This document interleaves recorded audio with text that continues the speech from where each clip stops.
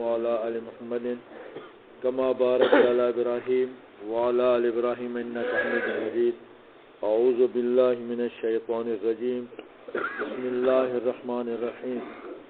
يا أيها الذين آمنوا إن كثيرا من الأحبار والرهبان ليأكلون أموال الناس بالباطل ويصدون عن سبيل الله والذين يكنزون الذهب والفضة ولا ينفقونها في سبيل الله وبشرهم بعذاب أليم يوم يحمى عليها في نار جهنم فتقوى بها جباههم وجنوبهم وظهورهم هذا ما كنزتم لأنفسكم فذوقوا ما كنتم تكنزون. کل والی آیات میں یہ تھا کہ یہود و نصارہ نے اپنے بزرگوں کو، اپنے علماء کو رب بنا رکھا تھا. آج والی آیات میں اللہ رب العزت نے ایماندار لوگوں کو حکم فرمایا ہے. فرمایا ایھا الذین آمنو، اے ایمان والو، ان کثیرا من الاحبار والرہبان، بہت سارے، احبار کا معنی کل کیا تھا علماء، مولوی، رہبان کا معنی تھا بزرگ جو پیری مریدی کی شکل میں رہتے ہیں. لفظ پہلے سمجھ لیں کہ جو حق کے علماء ہیں یہ ان کے بارے میں نہیں، جو بزرگ نیک ہیں ان کے بارے میں نہیں، جنہوں نے یہ شکلیں بنا رکھی ہیں ان کے بارے میں یہ تذکرائے گا کہ بہت سارے ایسے ہیں مولوی اور پیر لیاکلون اموال الناس بالباطل، کھاتے ہیں لوگوں کا مال غلط طریقے سے، باطل طریقے سے. اس پر علماء نے جو دلائل بنائے ہیں ان میں کافی باتیں ہیں. ایک کا تذکرہ میں کر دیتا ہوں. جو فی سبیل اللہ مد میں مال جاتا ہے، زکوٰۃ ہے، عشر ہے، صدقہ ہے، فطرانہ ہے، مرنے والے کے ایصال ثواب کے لیے کپڑا ہے، کھانا ہے، کوئی اور چیز ہے، یہ حق ان لوگوں کا ہے جو لوگ غربت کی وجہ سے زکوٰۃ لینے کے مستحق ہیں. جو زکوٰۃ لینے کے مستحق نہیں ہے ان کو دینا بھی حرام ہے، ان کو کھانا بھی حرام ہے. ایسی موٹا سا جملہ ہے. زکوٰۃ ہے، عشر ہے، فطرانہ ہے، واجبات والے صدقات ہیں، مرنے والے کے لیے سال ثواب کے لیے کوئی چیز ہے، اس کو استعمال کرنے لینے کے وہ مستحق ہیں جو لوگ غربت کی وجہ سے، تنگ دستی کی وجہ سے زکوٰۃ کے مستحق ہیں. یہ لوگ وہ کھا سکتے ہیں. دوسرے کھائیں گے جو زکوٰۃ کے مستحق نہیں ہیں، ان کو کھانا بھی ناجائز ہے، ان کو دینا بھی. پہلے اپنے اپنے دل میں ہم دیکھیں، جو مرنے والے کے لیے جو ہمارے علاقے میں کل خوانی کرتے ہیں اس میں یہ لوگ کھاتے ہیں یا تو شریعت کی روح سے یہ جو قرآن نے منع کر دیا ہے، شریعت کی روح سے یہ سراسر ایک طریقہ کل خوانی کا ناجائز، دوسرا یہ ان کو کھانا ناجائز. اچھا، یہ ہے کہ مرنے والے کا کہیں کہیں ختم پڑھواتے ہیں، ایصال ثواب والے دن، کل خوانی والے دن، اس میں بسترا دیتے ہیں، اس میں چارپائی دیتے ہیں. یہ چارپائی بسترا اگر مرنے والے کے ایصال ثواب کے لیے ہیں تو کسی گھر غریب کے گھر میں پہنچایا جائے، مولوی صاحب لے جائے. بات سمجھ آئی؟ اس لیے قرآن نے کہا یہ اتنی ایک دیر کافی ہے. یا ایھا الذین آمنوا، اے ایمان والو. اچھا، پیچھے لفظ ہے احبار اور رہبان کا، وہ تذکرہ ہے یہودیوں کے علماء اور یہودیوں کے پیر. تو آج کل کے جو باطل ذہن کے مولوی ہیں جن کے پیٹ کھا کھا کر حرام ہو گیا، ضمیر مردہ ہو گیا، تو وہ کہتے ہیں یہ احبار و رہبان ان کو کہا جاتا ہے، ہمارے لیے نہیں ہے۔ تو یہ پہلا لفظ جو قرآن کا کھڑا ہے یا ایھا الذین آمنو، یہودیوں کو آمنو نہیں کہا گیا، عیسائیوں کو آمنو محمد الرسول اللہ کی امت کو کہا گیا۔ یہ خطاب ہمیں ہے۔ باطل یہ ہے کہ اس میں کچھ بھی نہیں ہے، ہم نے صرف ذہنی طور پر ایک تو مانگنے والا طریقہ ہے، یا یہ جمعراتی وغیرہ وغیرہ یہ جو ہے نا باطل مانا، یہ اس کا شرع میں کوئی ثبوت نہیں ہے، ہم نے خود ان کو طریقہ اپنے آپ سے گھڑ رکھا ہے۔ وَيَصُدُّونَ عَن سَبِيلِ اللَّهِ، اور یہ لوگ اللہ تعالیٰ کے راستے سے روکتے ہیں۔ ایک تو یہ ہے کہ یہ تبلیغ والوں کی معرفت بات سمجھ آ جائے گی، یہ جو ایسی جگہ تبلیغ والے جاتے ہیں ان کا صرف کام یہ ہے کہ لوگوں کو اللہ کا دین، کلمہ وغیرہ، نماز کی صورتیں یاد کروانا۔ بھائی جو ان کو مسجدوں میں لوگ نہیں آنے دیتے، یہ اللہ کے کام کو روکتے ہیں یا اس کا معنی ہے وَيَصُدُّونَ عَن سَبِيلِ اللَّهِ، حق کے عالم کے قریب جانے سے روکتے ہیں کہ فلاں مولوی حق بولتا ہے، وہ گستاخ رسول ہے، وہ یوں ہے، وہ یوں ہے، وہ یوں ہے، تو ایسی باتیں کر کے تاکہ جا کر حق نہ سنیں، تو یہ ہے اللہ تعالیٰ کے راستے سے روکنا۔ والذین یکنزون الذھب والفضة، اور وہ جو لوگ خزانہ جمع کرتے ہیں سونے کا، والفضة اور چاندی کا، ولا ينفقونها فی سبیل اللہ، اور اس کو اللہ کے راستے پر خرچ نہیں کرتے۔ اللہ نے جن کو مال دیا ہے، جن کو زکوٰۃ دی ہے، ایک تو ہے واجبات والا صدقہ، مقصد ہے جیسے فطرانہ ہے، یہ واجبات ہے، یہ ضرور دینا۔ ایک آدمی منت مانتا ہے اللہ میرا فلاں کام بھی جائز ہوئے، جنہوں میں چوری کرنے جا رہا ہوں مجھے کوئی نہ پکڑے، کام جائز ہو، اپنی ضرورت کے لیے ہو کہ اللہ میں فلاں کام کروں گا، میرا کام ہو جائے تو میں تیرے نام پر 1 من گندم دوں گا، 10 کلو آٹا دوں گا، 500 روپے دوں گا، یہ صدقہ واجبہ ہے، بکرا دوں گا، یہ صدقہ واجبہ ہے۔ یوفون نذورکم، قرآن کہتا ہے اس کو پورا کرو۔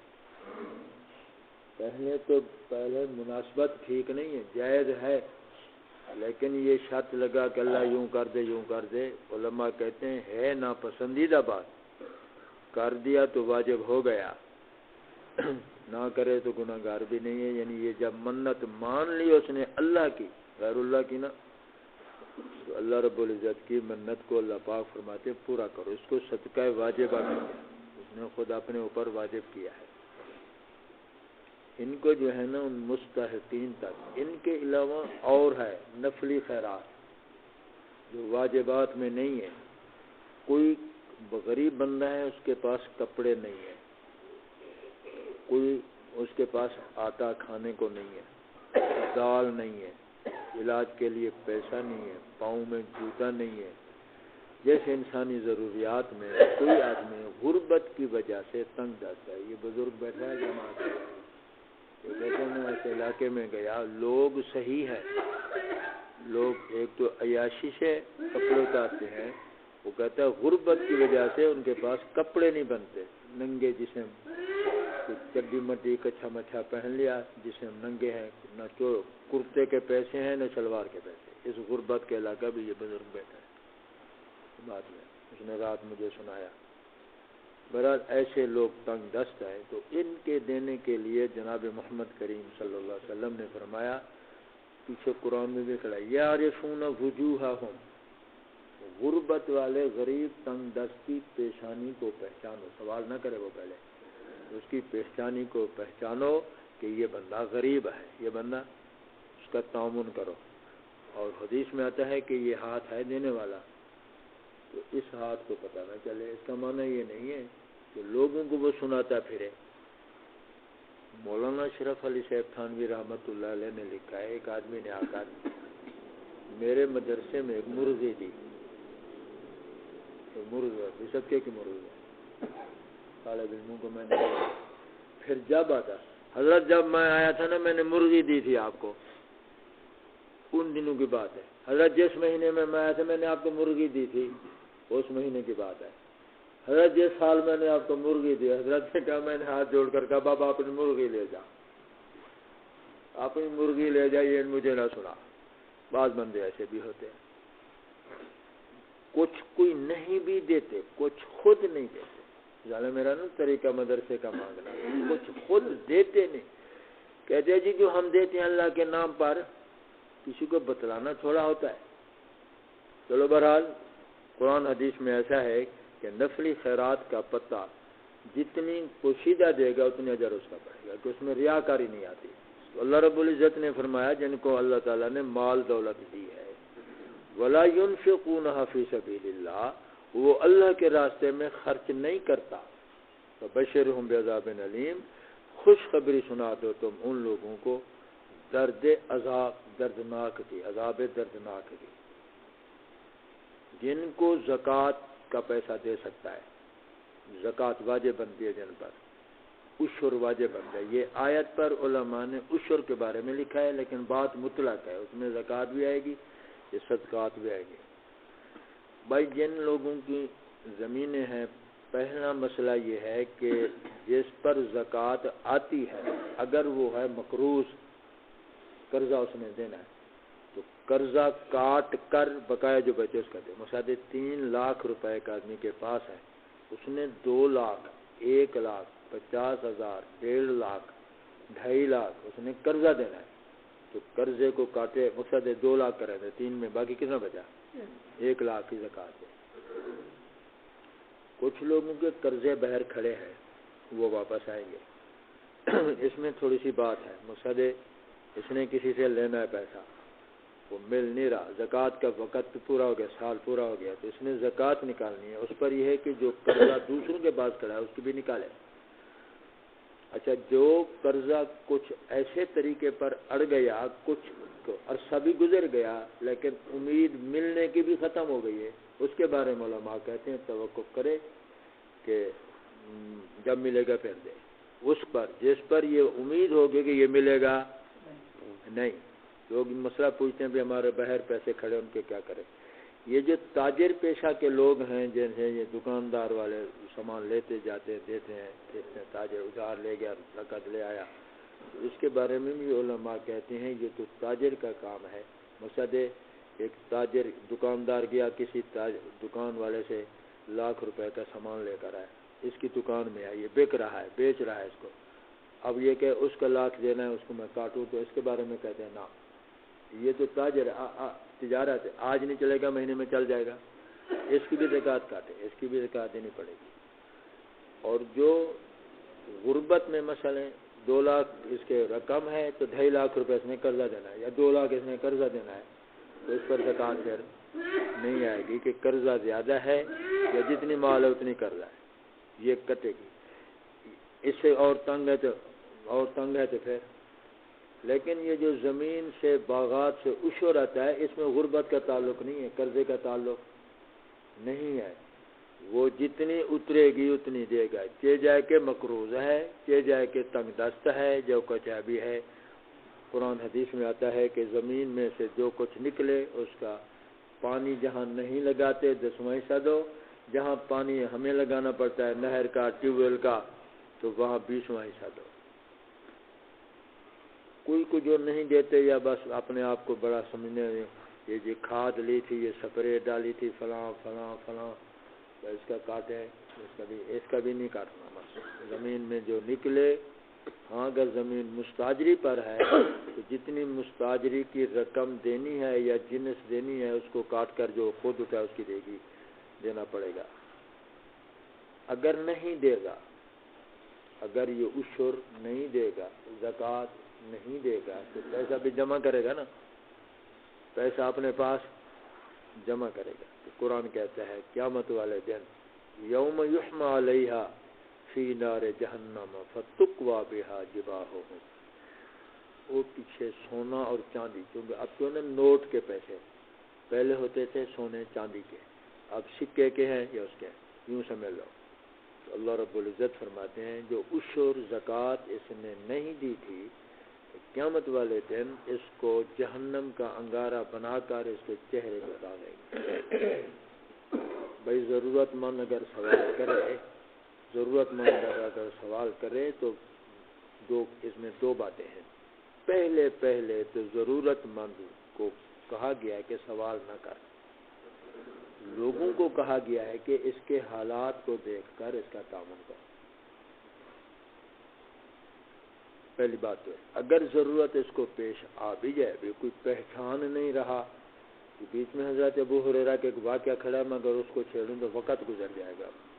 بہرحال اگر اس نے دیکھا کہ کوئی ہو نہیں رہا معاملہ، تو کسی کو سوال کرے ضرورت تک. دیکھو جی میرے گھر آ جاتا نہیں ہے، اب وہ اس کو سنانا شروع کر دے، یہ ہے وہ ہے، یہ کہتے نہ کرے، ضرورت سنا دے. جیسے میرا مدرسہ ہے، بھی ہمارے ہاں آٹا نہیں ہے، بھی دال نہیں ہے، یا بجلی کا بل نہیں ہے، ضرورت سنا دے، اس میں کوئی حرج نہیں ہے، ضرورت سنا دے. پرلے کو جتنا فرصت ہوگی تعاون کر دے گا. لیکن ضرورت نہیں ہے بندے کی، ضرورت تو سوال کرتا ہے، تو نبی پاک صلی اللہ علیہ وسلم نے فرمایا قیامت والے دن اس کے چہرے کی ہڈیوں کا پنجرہ ہوگا، اس کے چہرے پر گوشت نہیں.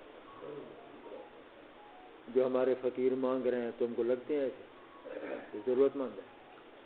اچھا میرے ساتھ کئی تمہارے ساتھ ہوا ہوگا، ایک مانگنے اور خاص کر یہ عورتیں مارتے، یہ سوال کرتے ہیں، ہم کہنا نہیں، تو واپس جب جائیں گی انشاءاللہ گالی دے. کوئی بدبخت ہے جیسے رافضی مشرک قسم کا فقیر، جیسے میں مولوی ہوں مثال ہے، مجھ سے سوال کرے، میں کہوں گا نہیں. مولوی کہاں دیتے ہیں؟ مولوی خود حرام کھمدن سب کچھ کریں. بولا وہ پہلے کیا دیں دعا کرے، وہی دعا بھی دیں گی. فقیر بھی ہمارے ویسے، فقیر بھی ہمارے ویسے، اور ہم دینے والے بھی. جناب نبی پاک صلی اللہ علیہ وسلم کے پاس وہ تو تھے نا والد کی جگہ پر، دعا کر مانگتا آپ کے پاس جو ہوتا دے دیتا، اگر نہ ہوتا تو حضور آگے فرماتے پھر دے دوں گا، یعنی جب ہوگا میں دے دوں گا. تو فقیر چپ کر جاتے.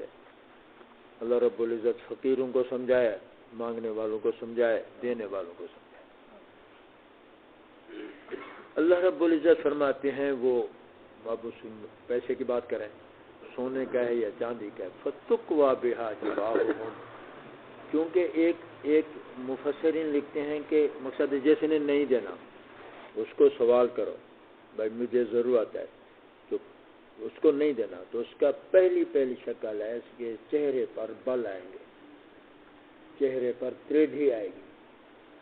تو اگر یوں ہوا تو اللہ پاک فرماتے ہیں ان کے چہروں کو جہنم کے سکے سے ڈالیں گے.